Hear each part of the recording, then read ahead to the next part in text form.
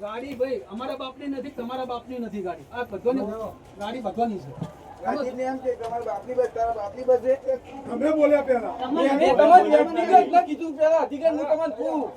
વ્યક્તિગત ના કીધું કે આ બધા એપ્રેન્ટિસ છે, એસ્ટમ નોકરી કરે એપ્રેન્ટિસ. તો આપણે શું કરીએ? ઈયોને થોડી ઘણી મોરસે રાખવી જો. એની પણ હું કીધું અમે મોરસે મેન મને ખબર છે કે ભાઈ એપ્રેન્ટિસ છે ને તને પણ એની તમે પ્રેમથી કીધું કે ન દેખાતું હું જતો રહું. હવે છે ને પ્રેમથી બેહી દો હારું. ગાડી હેડે આ તો બેહવું છે અમારે.